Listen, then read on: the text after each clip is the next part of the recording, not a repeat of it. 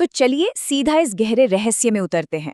आज के हमारे इस विश्लेषण में हम एक ऐसी घटना को डिकोड करने वाले हैं जो विज्ञान और खौफ के बीच की लाइन को लिटरली पूरी तरह धुंधला कर देती है। जरा इस सीन को इमेजिन कीजिए। रात का वक्त है, एक लड़कियों की बास्केटबॉल टीम अपनी बस से सफर कर रही है। अचानक बस एक बेहद सुनसान, नक्सल प्रभावित जंगल वाले इलाके में रुक जाती है। चारों तरफ क्या है? खूब अंधेरा। बस यहीं से शुरू होती है हमारी आज की कहानी। अब आप ही सोचिए, क्या एक बिल्कुल नॉर्मल सी लगने वाली बीमारी किसी बहुत ही खौफनाक साये का संकेत हो सकती है? जनरली जब कोई बीमार पड़ता है तो हमारा दिमाग तुरंत मेडिकल लॉजिक की तरफ दौड़ता है, राइट? कि यार शायद थकान होगी या कोई वायरल इन्फेक्शन होगा। लेकिन तब क्या हो जब लक्षण इतने अजीबोगरीब हो जाएं कि विज्ञान के पास भी उनका कोई जवाब न बचे। यही से शुरू होती है एक साधारण बीमारी और सुपरनैचुरल खौफ के बीच की असली जंग। तो आइए देखते हैं इसका पहला पहलू, जंगल में वो खौफनाक पड़ाव। कहानी की शुरुआत कुछ ऐसे होती है। लड़कियों को इमरजेंसी में वॉशरूम जाना था, तो रात के उस घने अंधेरे में बस को जंगल के बीचों बीच एक पुराने बिल्कुल सुनसान कुएं के पास रोका गया। जो जानकारी हमें सोर्स से मिली है ना, उसके मुताबिक वहां का माहौल एकदम अजीब था। अचानक से उस कुएं के पास एक बेहद तेज हवा का झोंका आया, मानो किसी चीज ने उन्हें जकड़ लिया हो। उसके ठीक बाद एक खौफनाक सन्नाटा छा गया और कानों में सिर्फ एक नाम की गूंज सुनाई देने लगी। जब बाकी लोग भागकर वहां पहुंचे तो उन्होंने क्या देखा? टीम की एक खिलाड़ी थी, रानी। वो अपनी जगह पर एक मूर्ति की तरह जमी हुई खड़ी थी। वो सो नहीं रही थी, लेकिन होश में भी नहीं थी, एकदम ब्लैंक। अब यहाँ इस नंबर 3 पर जरा गौर कीजिएगा। रानी कोई कमजोर लड़की नहीं थी, वो एक बेहद फिट, जबरदस्त एथलेटिक बास्केटबॉल प्लेयर थी। और रिकॉर्ड बताता है कि पिछले 3 सालों में वो एक बार भी, जी हाँ, एक बार भी बीमार नहीं पड़ी थी। तो ऐसी लड़की का अचानक जंगल में इस तरह मूर्ति बनकर खड़े हो जाना और फिर एक रहस्यमयी बुखार की चपेट में आ जाना, ये पूरी तरह से अननेचुरल था। मतलब कुछ तो बहुत गलत था वहां। और यहीं से शुरू होती है हमारी दूसरी कड़ी, रानी की रहस्यमयी बीमारी। अब देखिए, हालात कितनी तेजी से बिगड़ने लगे। पहली रात तो वो कुएं के पास बस मूर्ति की तरह जम गई थी। अगले दिन सुबह उसे इतना भयंकर बुखार हुआ कि किसी भी इंजेक्शन का उस पर कोई असर ही नहीं हो रहा था। लेकिन सबसे शॉकिंग चीज तो दूसरी शाम को हुई। रानी ने अकेले 20 लोगों का खाना खा लिया, वो भी बिल्कुल पागलों की तरह। और फिर तीसरे दिन उसने जो उल्टी की, उसका रंग इतना अजीब और अननेचुरल था कि सबके सब वहां पूरी तरह सन्न रह गए।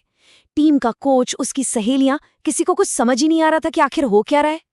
यहाँ सिचुएशन बड़ी अजीब हो गई थी। एक तरफ तो डॉक्टर साहब कह रहे थे कि अरे ये सिर्फ फूड पॉइजनिंग या पेट का इन्फेक्शन है, और उसे एक नॉर्मल सा सिरप पीने को दे दिया। जरा इमेजिन कीजिए, एक लड़की जो एक साथ 20 लोगों का खाना निगल रही है, अजीबोगरीब रंग की उल्टियां कर रही है, उसे स्टमक इन्फेक्शन की दवाई दी जा रही है। वहीं दूसरी तरफ एक लोकल दाई ने उसे देखते ही सीधा बोल दिया कि भैया इसे हवा लग गई है, अब कोई दवा काम नहीं करेगी, किसी तांत्रिक को बुलाना पड़ेगा। तो चलिए समझते हैं इसके तीसरे पहलू को। ये हवा लगने का शक आखिर है क्या? अब ये समझना बहुत जरूरी है कि हवा लगना कोई मेडिकल टर्म नहीं है, राइट? ये भारतीय लोक कथाओं की एक बहुत पुरानी पारंपरिक मान्यता है। इसका सीधा सा मतलब ये माना जाता है कि कोई बाहरी अदृश्य शक्ति या कोई बुरी आत्मा किसी इंसान के शरीर और दिमाग पर पूरी तरह कब्जा कर लेती है। अब जब मॉडर्न साइंस और दवाइयों ने रानी पर असर करना बंद कर दिया और सामने एक बहुत ही इंपॉर्टेंट टूर्नामेंट खतरे में पड़ने लगा, तब बेबस कोच को हार मानकर इन्हीं मान्यताओं की तरफ मुड़ना पड़ा। डाई का इशारा बिल्कुल साफ था, रानी सिर्फ बीमार नहीं थी, वो एक पैरानॉर्मल अटैक का शिकार थी। और फिर आता है हमारा चौथा अध्याय, तांत्रिक राम भाव से सामना। इस पॉइंट तक आते आते विज्ञान पूरी तरह से पीछे छूट जाता है। वो कोच, जिससे और कोई रास्ता नहीं दिख रहा था, वो रानी को लेकर एक सिद्ध तांत्रिक राम भाव के पास पहुंचता है। उस तांत्रिक का जो अनुष्ठान था ना, वो बहुत ही इंटेंस और आक्रामक था। सबसे पहले रानी के मुंह में जबरदस्ती एक अभिमंत्रित की हुई सुपारी डाली गई, और सोच में इसकी तुलना बहुत ही कमाल तरीके से की गई है। उस सुपारी के मुंह में जाते ही रानी ऐसे शांत हो गई मानो 200 की स्पीड से भागती बुलेट ट्रेन में किसी ने अचानक इमरजेंसी ब्रेक लगा दिए हों। फिर तांत्रिक ने ओम हनुमते नमः जैसे शक्तिशाली रक्षक मंत्रों का जाप शुरू किया, और उन मंत्रों के असर से रानी के अंदर जो भी वो अदृश्य शक्ति थी, वो बुरी तरह तड़पने लगी। और फिर अचानक उस कमरे में एक ऐसी आवाज गूंजी जिसने वहां मौजूद हर इंसान की रूह कंपा दी। रानी, जो एक यंग लड़की थी, उसके गले से एक बेहद भारी, डरावनी और अजीब सी आवाज निकली। ये मेरी प्रेमिका है, मैं इसको लेके जाएगा।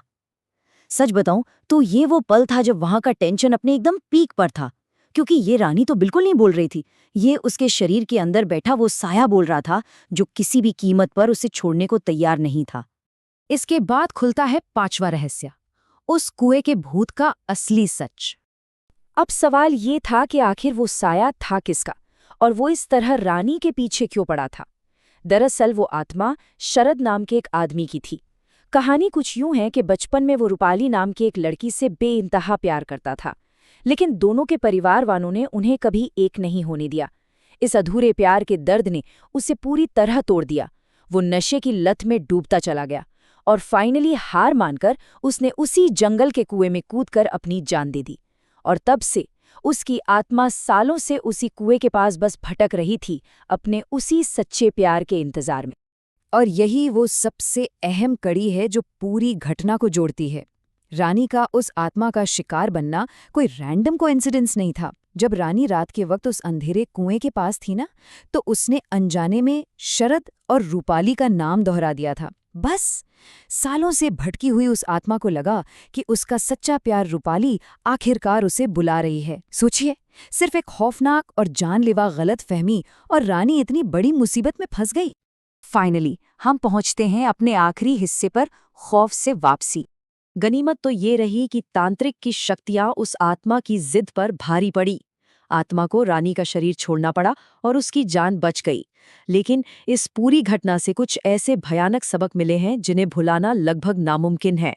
इस केस फाइल से हमें कुछ बहुत ही साफ सुराग मिलते हैं। अगर कभी ऐसी सिचुएशन सामने आए ना, तो ये एक डरावनी लेकिन बहुत ज़रूरी चेकलिस्ट है। जब भी कोई ऐसी शक्ति हावी होती है तो इंसान की आवाज़ अचानक बदल जाती है, अक्सर बहुत भारी या तीखी हो जाती है। उनका बिहेवियर एकदम हिंसक और अजीब हो जाता है, जैसे एक बार में 20 लोगों का खाना निगल जाना। और सबसे डरावनी बात, शरीर में इतनी अकल्पनीय ताकत आ जाती है जो किसी भी नॉर्मल इंसान में हो ही नहीं सकती। अब अगर आज की बात करें तो जो सोर्स हमें बताते हैं उसके अनुसार रानी अब बिल्कुल नॉर्मल है। वो एक आम कॉलेज स्टूडेंट की तरह अपनी आगे की पढ़ाई कर रही है और उस खौफनाक रात से बाहर आ चुकी है। लेकिन एक गहरा साइकोलॉजिकल निशान हमेशा के लिए उसके और उस टीम के ज़हन पर रह गया। सच बताऊं तो आज भी उस टीम के लोग अपने घर के कुएं में झांकने से भी घबराते हैं। वो घना अंधेरा और कुएं से गूंजती हुई वो आवाज़ें, शायद वो उन्हें कभी नहीं भूल पाएंगे। देखिए, लोक कथाएं सिर्फ मनगढ़ंत कहानियां नहीं होती। कभी कभी उनके पीछे छिपे अनसुलझे रहस्य लिटरली हमारे रोंगटे खड़े कर देते हैं।